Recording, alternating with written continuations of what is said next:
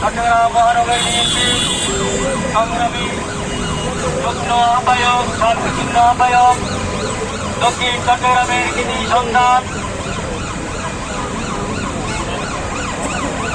জনতা জনাব কাজী সিরাজকে আজকের প্রধান অতিথির বক্তব্য রাখার জন্য সকলে অনুরোধ জানাচ্ছি।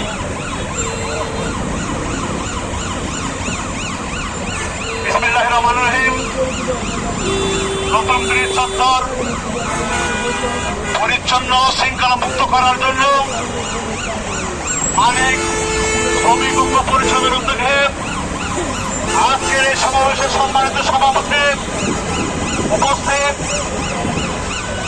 চট্টগ্রাম মহানগর বিএনপি সাবেক সহ সম্পাদক জনাব কমিশনার আসমাই, উপস্থিত বক্সিয়াগঞ্জ বিএনপি সংগ্রামী সাধারণ সম্পাদক নুরুসেন নুরু ভাই, উপস্থিত যুবদল, উপস্থিত চট্টগ্রাম মহানগর বিএনপি সম্মানিত সদস্য সাবেক যুবনেতা রাহুল ভাই, উপস্থিত চট্টগ্রাম মহানগর যুবদলের সাবেক সাংগঠনিক সম্পাদক সাহেব প্রধান বাদশা ভাই সহ মালিক শ্রমিক ঐক্য পরিষদের প্রত্যেকটা গাড়ির মালিক ভাইরা এবং শ্রমিক ভাইরা, আসসালামু আলাইকুম।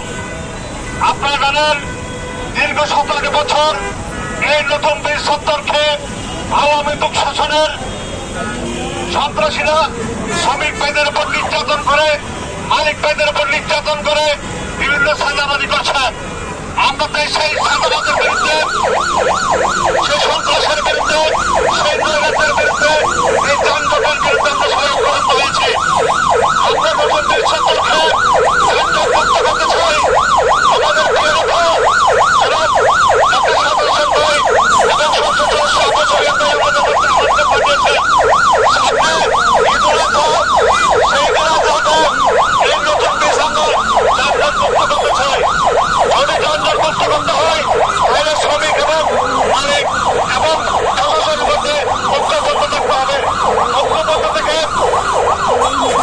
এই যানজট নিরসনের জন্য সবাইকে একযোগে কাজ করতে হবে। আমরা আমাদের দল ক্ষমতায়, বিএনপি ক্ষমতায়, আমরা সেই যানজট হলে আমাদের দলের তাৎপর্যপূর্ণ হবে। তাই আমি শ্রমিক ভাই এবং মালিক ভাইদের প্রতি অনুরোধ, আমাদের বিএনপির বিপ্লবতার স্বার্থে এই এলাকায় করে বিশৃঙ্খলা হবে নেওয়া যাবে না এবং প্রশাসনকে বলতে চাই যারা দীর্ঘ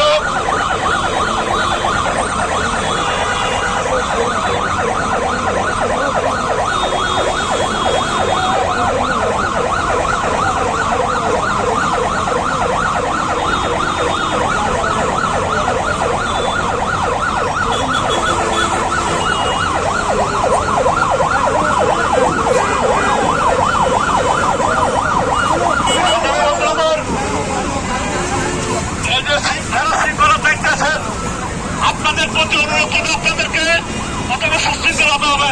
প্রশাসন, মালিক এবং ট্রাফিক সবাই একসাথে যোগে কাজ করলে ঈদের সময় যেরকম যানজট মুক্ত হয়েছে সেরকম যানজট মুক্ত হবে।